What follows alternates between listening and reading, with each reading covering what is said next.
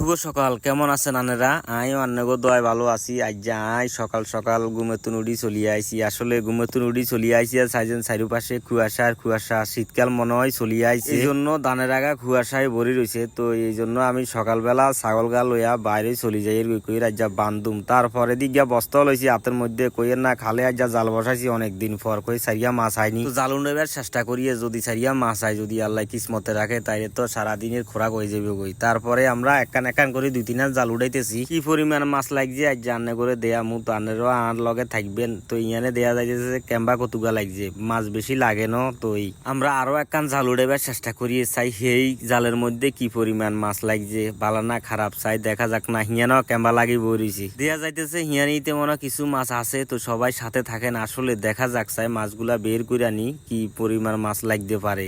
এখানেও দেখা যাচ্ছে যে ফুঁড়ি মাছ, মুড়ি মাছ টাছ ধরি, ক্যাম্বা ট্যাম্বা ধরি, সবগুলা লাগে। তো আসলে মাছ ধরতে সবাই ভালো লাগে, তো আমারও মাছ ধরতে ভালো লাগে। এই জন্য সকাল সকাল খাল হারে চলিয়ে আইসি, কইয়ে চাইয়া মাছ যদি হাওয়া যাইতো তাইলে। তারপর খালের ভিউটা খুবই চমৎকার, খুবই ভালো লাগতেছে। পানিগুলো একটু ঠান্ডা ঠান্ডা মনে হয়। মাছ পাই নাই, তারপর সবুজ বাড়ি ঘরে চলে আই। তো ইয়ানে ডাইল আর আলু লইলাম, কইয়ের না আজকে ডাইল দিয়ে আর আলু দিয়ে চলবো, যেহেতু মাছ হাইনো যা হাইছি আলহামদুলিল্লাহ। তো এই জন্য আলু লইলাম, ডাইল লইলাম। তো ইয়ান দিছে আইজেন আরো ওই যে মাছ বেয়ারি চলিয়ে আইছে, কইয়ের মাছ বেয়ারি তুন চাই মাছ টাছ কিনন জানি। আর পকেটও টাকা আছিল না, মাছও কিনতে পারি না, দামও একটু বেশি ছিল। এরপরে ডাইল আর আলু নিয়ে বাড়ির দিকে রওনা দিলাম।